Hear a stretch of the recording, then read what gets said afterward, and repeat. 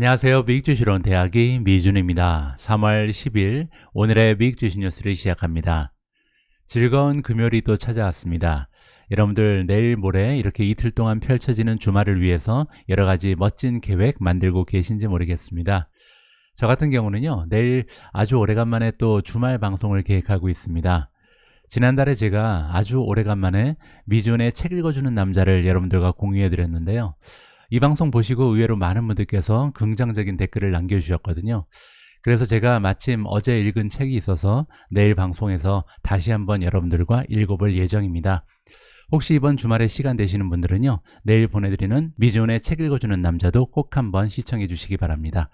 자, 그러면 3월 10일 즐거운 마음으로 보내드리는 금요일의 오늘의 미국 주식 뉴스 바로 시작합니다.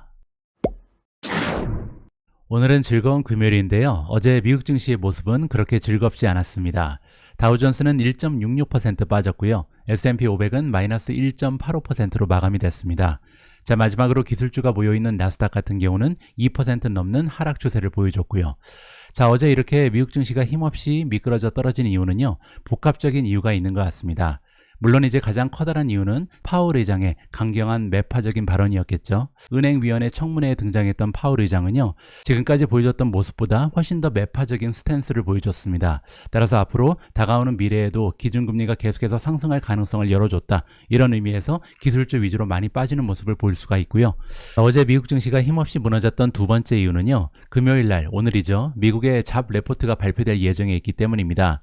자, 매달 첫 번째 금요일 미국에서는 그 전달에 대한 고용보고서를 발표하는데요. 3월에만 예외적으로 두 번째 금요일날 발표를 하고 있습니다. 자, 그래서 오늘 2월 달에 고용보고서 내용이 발표가 될 텐데요. 여기 부분에 지금 시장 참여자들이 자신감이 없다. 이렇게 우리가 해설을 해볼 수가 있는 거죠. 자, CNBC 기사의 내용을 읽어보면요. 시장 참여자들이 지금 숨을 죽이고 기다리고 있다. 금요일날 발표 예정인 빅 페이롤 레포트, 정말 중요한 고용보고서를 기다리고 있다라고 나와 있고요. 자, 지금 현재 미국의 이코노미스트들이 예상하는 바를 살펴보면요. 자, 2월 한 달 동안 새로운 일자리가 22만 5천 개가 창출됐을 것이다. 자, 그리고 실업률을 보시면요. 전망치가 3.4%가 나오고 있는데 3.4%는요. 지난 54년간 이래가 없었던 가장 낮은 실업률이다라고 우리가 이해해 볼 수가 있습니다. 자, 마지막으로 평균 임금, 시급을 살펴보면요. 작년 대비 4.8% 정도 성장했을 것이다 라고 기대를 하고 있습니다. 자, 과연 이러한 예상치를 비교했을 때 오늘 실제로 발표되는 숫자가 어떠한 모습을 나타내느냐에 따라서 미국 증시가 다시 한번 폭락을 보일 수도 있고요. 아니면 어제 폭락했던 수치를 어느 정도 만회할 계기가 될 수도 있을 것 같습니다. 자, 오늘 발표되는 고용보고서의 내용, 우리 역시도 숨을 죽인 채 기다려야 할 것 같습니다. 자, 최근 들어 미국 증시의 분위기가 안 좋아진 한 가지 이유가 더 있는데요. 바로 최근 들어서 악화되고 있는 미중 관계입니다. 자, 이번 기사의 제목을 보시면 더치가 나오는데요. 더치는 네덜란드를 얘기하죠. 자, 더치 그러면 생각나는 기업이 있죠. ASML인데요. 최근 들어서 미국에서 대중국 수출 규제를 굉장히 강화하고 있잖아요. 거기에 네덜란드가 동참을 하고 있다. 그 얘기는 이제 ASML이 중국 쪽으로 수출을 하지 않겠다. 이러한 내용이 발표되고 있습니다. 따라서 이제 중국 입장에서는 굉장히 많은 불만이 제기되고 있는데요. 자, 여기에 대해서는 한국 기사가 더 자세하게 전달을 해주고 있어서 잠시 SBS 뉴스를 함께 읽어보도록 하겠습니다. 레드라인 넘지 말라. 중국 양회에서 불거진 미중 갈등.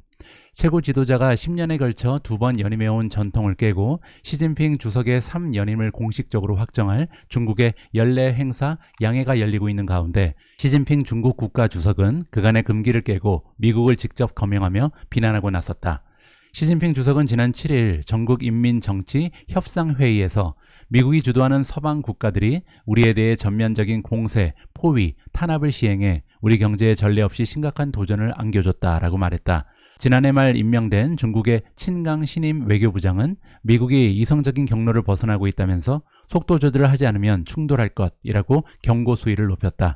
외교부장으로 발탁된 뒤 처음으로 기자회견에 나선 친강 외교부장은 타이완 문제는 중국의 핵심 관심사이자 미중 관계의 초석으로 미국은 중국의 내정에 끼어들지 말라. 중국 국민들은 모든 수단을 동원해 타이완을 본토와 통합하도록 최선을 다해갈 것이다. 자, 이렇게 미국과 중국의 관계가 급격하게 냉각되고 있습니다. 물론 이제 역사적으로 봤을 때 미중 관계는요, 항상 이렇게 사이클을 보여왔죠. 악화되다가 다시 회복됐다가 다시 악화됐다가, 따라서 어제 오늘 얘기는 아닌데요. 자, 그럼에도 불구하고 지금 현재 미국 증시에 굉장히 좋지 않은 그런 영향을 끼치고 있다. 이렇게 우리가 이해를 해볼 수가 있겠습니다. 우리 모두가 잘 알고 있는 것처럼 미국 증시는 역사적으로 봤을 때 꾸준하게 우상향을 해왔습니다. 자, 이렇게 미국 증시가 계속해서 우상향할 수 있었던 가장 결정적인 이유는요, 시장에 들어오는 돈이 시장에서 빠져나가는 돈보다 항상 더 많았기 때문입니다. 자, 이렇게 시장에 들어온 돈이 더 많게 되면요, 시가총액, 기업의 가격이 올라가게 되겠죠. 자, 그렇게 되면 주가는 계속해서 우상향할 수 있는 계기가 마련된다. 이렇게 우리가 이해를 해볼 수가 있는데요. 자, 이번 기사의 제목을 보시면 최근 들어서 인베스터들, 투자자들이 주식시장의 가장 커다란 ETF에서 빠져나가고 있다. 굉장히 불길한 제목이 발견되고 있습니다. 자세한 내용을 한번 읽어봐야겠죠. 자, 익스체인지 트레이디드 펀드가 나옵니다. 그 유명한 ETF죠. ETF라는 것은요, 펀드의 일종인데 개별 종목처럼 우리가 자유롭게 시장에서 거래할 수 있는 그런 펀드를 얘기합니다. 자, 이 ETF가요, 현재 2023년 들어서 인플로우가 50빌리언을 넘어섰다라고 나와 있습니다. 자, 그런데 인플로우 앞에 넷이라는 말이 붙었잖아요. 자, 넷 인플로우의 뜻이 뭐냐면요, 시장에서 들어오는 돈 빼기 나가는 돈입니다. 따라서 2023년 들어서 지금 들어온 돈이 나간 돈보다 50빌리언, 즉 500억이 더 많다, 500억 달러가 더 많다, 이렇게 우리가 이해를 해볼 수가 있겠죠. 자, 그런데 문제는요, 이 추세가 원래 전형적인 페이스보다는 슬로우하다, 둔화되었다, 이렇게 블룸버그에서 보도를 해주고 있습니다. 자, 이렇게 들어온 돈과 나간 돈의 그 차이가 좀 둔화되는 이유가 궁금해지는데요. 자, 여기 나와 있는 것처럼 최근 들어서 전 세계에서 가장 커다란 ETF에 나가는 돈이 굉장히 많이 보여지고 있다라고 합니다. 자, 구체적인 숫자가 나오는데요. 전 세계에서 가장 커다란 ETF 25개 중에 무려 6개가 지금 현재 탑 10 안에 들어가 있다. 자, 이 탑 10은 뭐냐면요, 2023년 들어서 가장 돈이 많이 빠져나간 ETF를 얘기합니다. 따라서 지금 현재 적어도 ETF를 봤을 때는 많은 투자 자금이 시장에서 빠져나가고 있다. 이렇게 우리가 정리를 해볼 수가 있잖아요.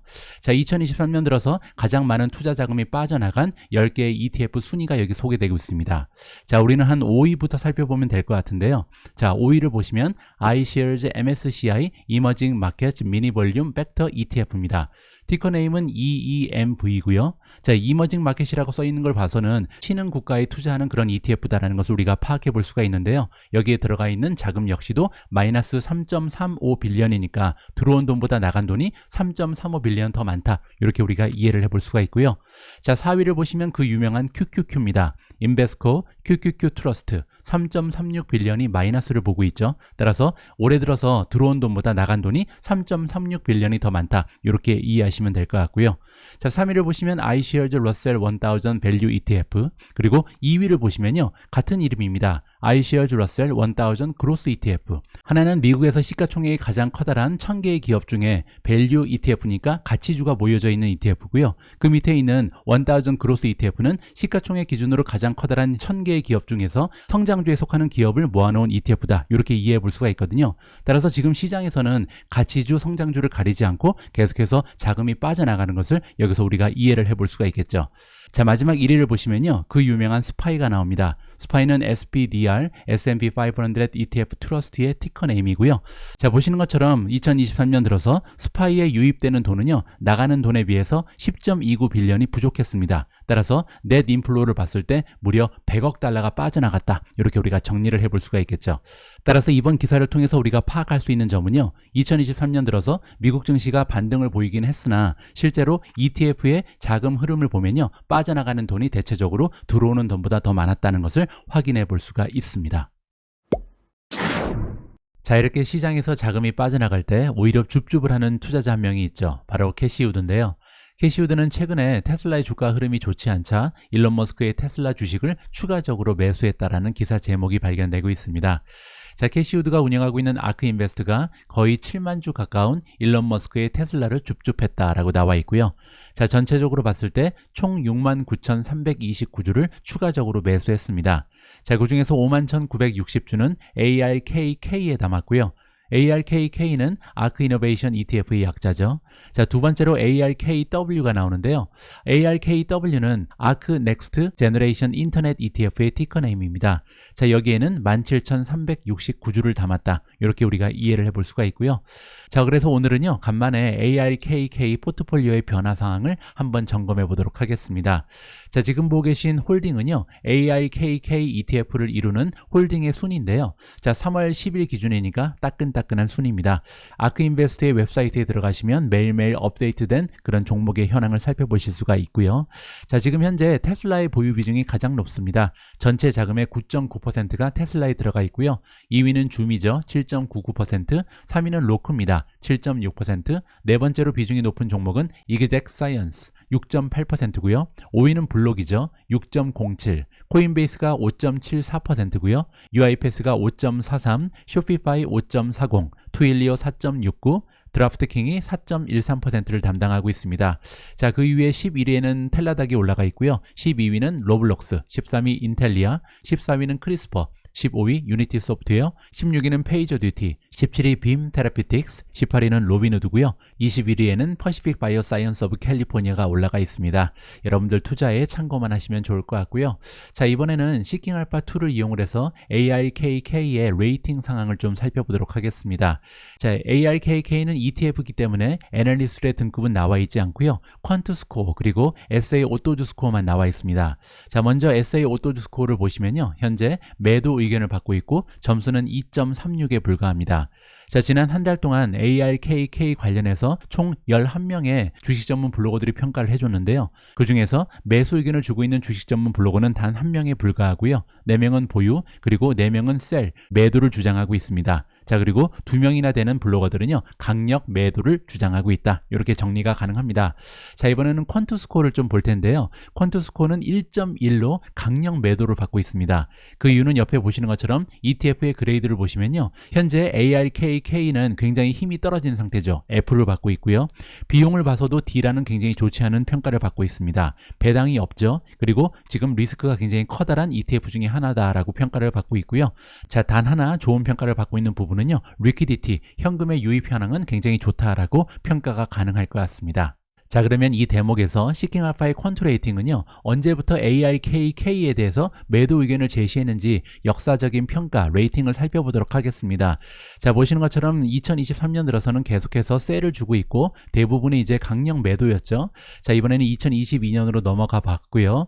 자, 2022년에도 계속해서 강력 매도가 나오고 있습니다.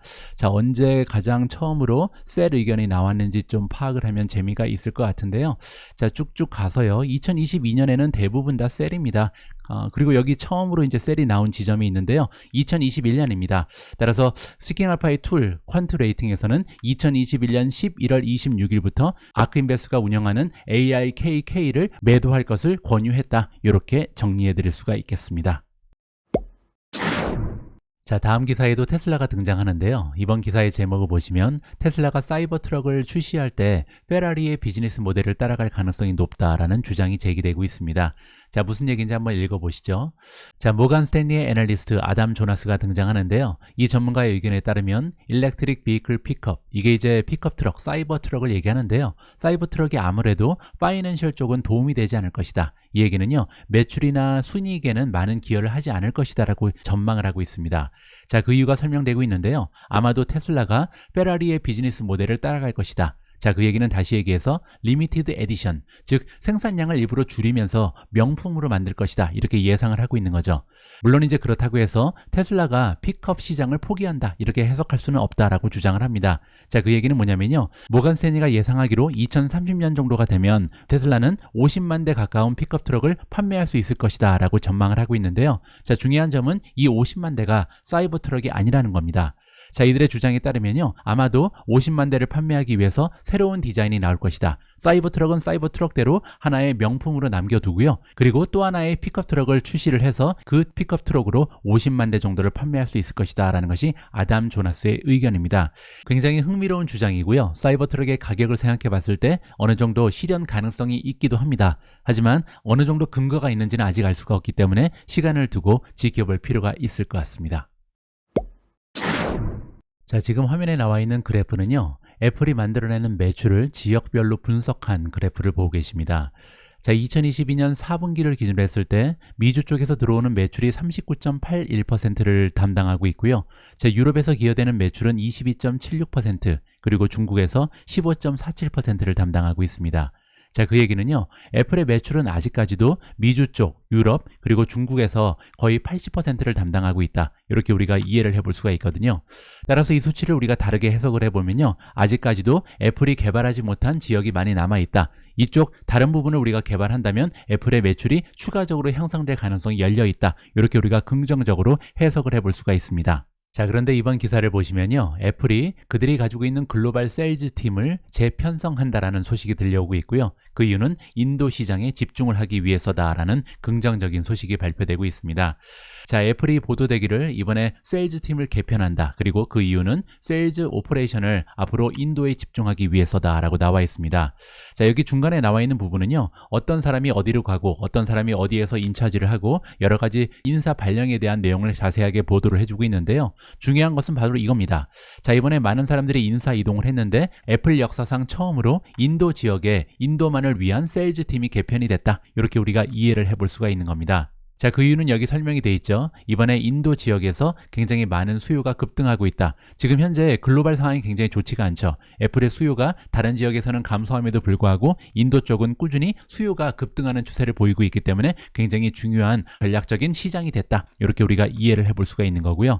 자, 최근에 있었던 어닝콜에서 애플의 CEO인 팀 쿡은요, 다음과 같이 이야기한 적이 있습니다. 자, 인도는 가장 커다란 굉장히 흥분되는 시장이다. 흥미로운 시장이다라고 얘기했고요. 그리고 우리의 메이저 포커스니까 가장 커다란 부분에 포커스를 맞추고 있다. 자, 지금 인도의 비즈니스 상황을 살펴보면요, 현재 쿼터리 레비뉴 레코드니까 굉장히 좋지 않은 상황에도 불구하고 매출이 신기록을 쓰고 있다라고 얘기하고 있습니다. 그리고 또한 지난해와 비교했을 때 매출의 성장 추세가 강력하게 두 자릿수 이상을 계속해서 보여주고 있다. 따라서 전반적으로 글로벌 경제가 침체를 겪고 있는 이 상황에서도 애플의 인도 시장은 계속해서 성장하고 있다. 그렇기 때문에 이번에 세일즈 팀을 개편해서요, 인도만을 위한 새로운 세일즈 팀을 만들었다. 이렇게 우리가 이해를 해볼 수가 있겠습니다. 자, 다음 기사에도 애플이 등장을 하는데요. 애플이 이번에 출시를 한다. 클래시컬 뮤직 스트리밍 애플리케이션을 출시한다라는 소식입니다. 애플이 이제 서비스 매출에도 많은 관심을 갖고 있다는 단편적인 예가 될 수 있겠죠. 자, 애플이 이번에 오픈을 했다. 프리오더니까 이제 주문을 할 수가 있는데요. 애플 뮤직 클래시컬 앱이라는 것을 새롭게 출시합니다. 자, 이 앱은요, 스탠드 얼론 앱이니까 기존에 존재하는 애플 뮤직 앱이 있잖아요. 이 앱과 별도적으로 이제 다운을 받아서 사용하는 애플리케이션이다. 독자적인 애플리케이션이다. 이렇게 이해가 가능합니다. 하지만 애플 뮤직의 구독자들은요, 별도의 피 없이 무료로 이용할 수 있다. 이렇게 이해가 가능하고요. 애플은 지난 21년 여름에 프라임 포닉이라는 클래식 뮤직 스트리밍 서비스 기업을 인수한 바가 있습니다. 그때부터 이제 이 애플리케이션 출시를 위해서 준비를 해왔다. 이렇게 이해해 볼 수가 있겠죠. 자, 이번에 소개되는 애플 뮤직 클래시컬 앱을 통해서는요, 무려 500만 개나 되는 클래식 뮤직을 즐길 수가 있고요. 그리고 여기에서만 들을 수 있는 앨범 역시도 수천 개나 소장이 돼 있다. 이렇게 이해할 수가 있겠습니다. 자, 이번에 출시되는 애플 뮤직 클래시컬 앱에는 애드 프리니까요, 광고가 붙지 않는다라고 합니다. 그리고 3월 28일부터 즐길 수가 있다. 따라서 기존에 존재하는 애플 뮤직 서비스의 퀄리티, 서비스를 증가시킨다, 향상시킨다. 이렇게 우리가 이해해 볼 수가 있을 것 같습니다. 자, 오늘 마지막 기사에는 우버가 등장합니다. 제가 어제 방송에서 우버가 화물 수송 비즈니스를 포기한다라는 소식을 공유해 드렸는데요. 자, 그리고 나서 우버의 주가는 5% 가까이 하락을 했습니다. 하지만 이번 기사를 보시면요, 뱅크 오브 아메리카에서는 이번에 우버가 화물 비즈니스를 포기하는 것을 보고 스몰 카탈리스트다. 뭐 엄청나게 커다란 효과는 없겠지만 그래도 좋은 소식으로 이해가 된다. 이렇게 해석을 해주고 있거든요. 자, 그 이유가 설명되고 있는데, 자, 이번에 정리하는 화물 수송 비즈니스 같은 경우는 일단 경쟁력을 강화하는 데 도움이 되지 않죠. 두 번째로 시너지 효과도 발휘가 어렵습니다. 따라서 별로 도움이 되지 않는 자산을 정리하면서 그들의 캐시, 현금을 증가시켰다는 것은 나중에 바이백, 자사주 매입을 하는데 많은 도움이 될 것이고요. 그렇기 때문에 2024년 우버의 주가를 올릴 수 있는 하나의 계기가 마련됐다. 이렇게 긍정적으로 해석을 해주고 있습니다.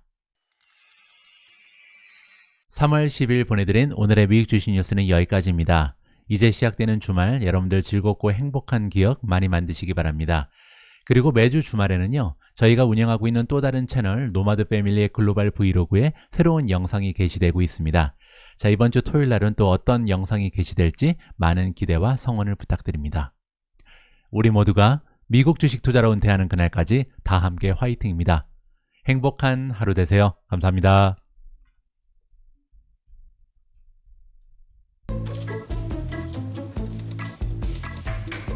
It's sunny, numbnuts.